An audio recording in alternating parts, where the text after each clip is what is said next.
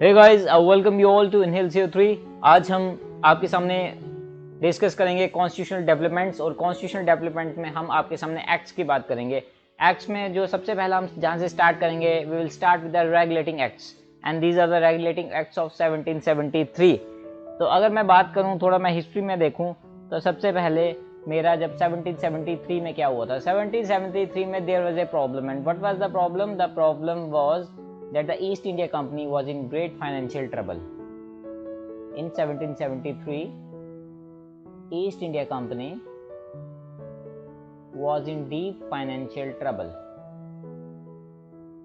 और ये किस तरह से फाइनेंशियल ट्रबल आया कंपनी को? एक्चुअली जब मेरे 1757 में बैटल ऑफ प्लासी हुआ और 1764 में बैटल ऑफ बक्सर हुआ, उसके बाद जो मेरी ईस्ट इंडिया कंपनी थी, that got the diwani rights for 3 areas, that is Bengal, Orissa and Bihar, and the East India Company was becoming richer.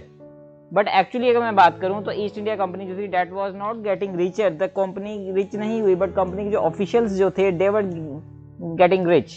तो कंपनी के ऑफिशियल्स रिच होते हैं because they were indulging themselves in private trade, they were accepting bribes, they were doing they were accepting gifts. तो जिसकी वजह से क्या हुआ, दे वर कंपनी को उनको पे करना पड़ रहा था at the cost of the company, they were having their own benefits. तो जिसकी वजह से कंपनी जो थी वो लॉसेज में आना शुरू हो गई, कंपनी पे कर्जा आ गया। कंपनी पे कितना कर्जा आया? कंपनी पे कर्जा आया of 1 million pounds. 1 million pounds का कंपनी पे कर्जा आ गया। अब जब कंपनी पे कर्जा आ गया 1 मिलियन पाउंड्स का, कंपनी को समझ नहीं आया किसके पास जाए, तो कंपनी के पास option was the British government. तो कंपनी जो थी वो ब्रिटिश गवर्नमेंट के पास गई और ब्रिटिश गवर्नमेंट को बोला कि British government, we are in डेब्ट, you please give us 1 million pounds. तो ब्रिटिश गवर्नमेंट ने जो बोला, okay we will give you 1 million pounds, but बदले में हमें क्या, हम क्यों देंगे आपको 1 मिलियन पाउंड्स, हमारा क्या फ़ायदा? तो ब्रिटिश गवर्नमेंट ने सोचा कि यार अगर क्यों ना हमें कुछ ऐसा मिल जाए कि जिससे हमारा भी फ़ायदा हो। तो कब उनने बोला कि ईस्ट इंडिया कंपनी ने बोला कि ब्रिटिश गवर्नमेंट आपको क्या चाहिए? तो ब्रिटिश गवर्नमेंट ने बोला कि we need power to make laws, we will regulate you. And how we will regulate you? We will regulate you by making laws, and these laws were called as regulating acts. And the first regulating act was passed in 1773, which is called as Regulating Act of 1773, and it was the first step taken by the British government to control and regulate the affairs of the East India Company in India. तो उस time क्या था, और 1773 के time मेरा जो we have got 3 zones of power in India. One was Bombay, another was Madras, and third one was Bengal. तो मेरे जो 3 प्रेसिडेंसीज थी, बॉम्बे, मद्रास और बंगाल, इन सभी तीनों के गवर्नर्स होते थे। We have got the governor of Bombay, governor of Madras and governor of Bengal. तो इन सभी की अपनी अपनी लेजिस्लेटिव एंड एग्जीक्यूटिव पावर्स होती थी। तो मैंने क्या किया, मैंने बाय रेगुलेटिंग एक्ट ऑफ 1773 मेरे बॉम्बे और मद्रास के जो गवर्नर्स थे, इनकी पावरें जो थी वो मैंने शिफ्ट करना शुरू कर दी टूवर्ड्स गवर्नर ऑफ बंगाल।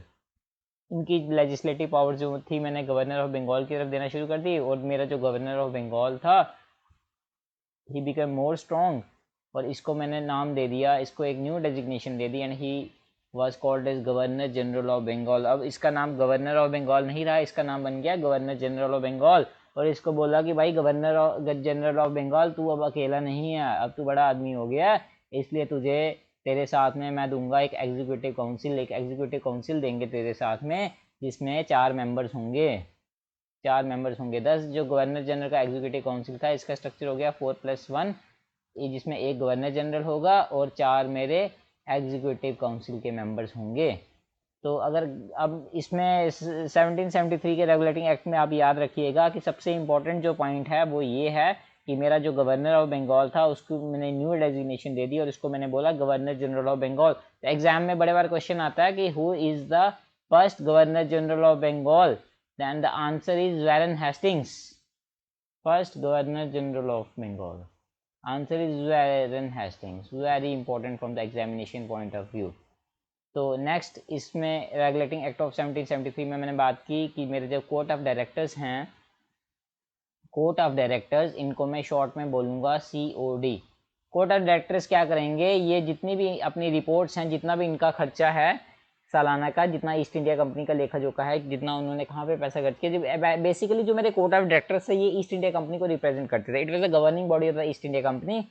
तो ये क्या करेंगे, ये ईस्ट इंडिया कंपनी का जितना भी लेखा जोखा है, जितना भी उन्होंने कहाँ पे कौन सा पैसा खर्च किया, उस सारी की एक रिपोर्ट बना के हर साल ब्रिटिश गवर्नमेंट के सामने, ब्रिटिश पार्लियामेंट के सामने रखेंगे। और मेरे जो कोर्ट ऑफ डायरेक्टर्स हैं, अब आप पूछेंगे कि what is this court of directors. ये कोर्ट ऑफ डायरेक्टर्स जो हैं ये क्या थे, ये मेरी एक 24 मेंबर बॉडी थी, ठीक है। इसमें 24 मेंबर्स थे, मतलब 24 मेरे डायरेक्टर्स थे जिनको मैं 24 मेंबर बॉडी बोलता था, जिनको मैं इलेक्ट करता था for a period of 4 years. और ये जो 24 मेंबर बॉडी थी कोर्ट ऑफ डायरेक्टर्स की, इनको फर्दर आगे कौन चुनता था, इनको चुनता था court of proprietors. Court of proprietors.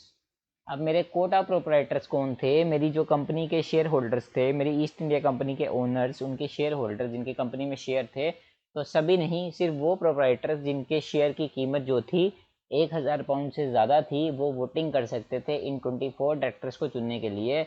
और इन 24 डायरेक्टर्स की ये जो 24 मेंबर बॉडी होती थी, जिसको मैं कोर्ट ऑफ डायरेक्टर्स बोलता था, ये आगे ईस्ट इंडिया कंपनी को रिप्रेजेंट करती थी।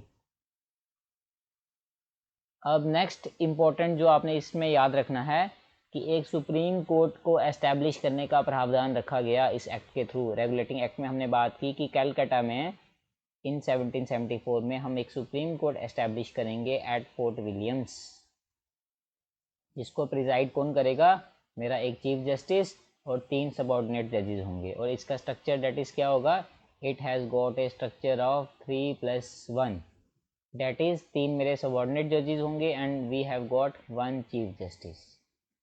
One more point I want to tell you that who was the first chief justice of supreme court, then the answer is Sir Elijah Impey. He was the first chief justice of supreme court. So one more point you have to remember in this regulating act of 1773, that it prohibits the servants of the company from engaging in any type of private trade. Company के जो मेरे officials थे उनको ये prohibit करता था कि वो किसी भी तरह का प्राइवेट ट्रेड ना करें, कोई भी गिफ्ट्स ब्राइब्स ना लें, क्योंकि कंपनी, ब्रिटिश गवर्नमेंट के दिमाग में पहले से था कि कंपनी जो डूबी है, कंपनी पे जो कर्जा आया है वो इसी प्राइवेट ट्रेड की वजह से आया है, तो इसलिए दोबारा ऐसा ना हो, इसलिए इन्होंने एक प्रोहिबिशन लगा दिया कि जितने भी कंपनी के ऑफिशियल्स हैं they won't engage in any type of private trade. And that is all with this lecture. If you like this video, just like, share and subscribe. Thank you.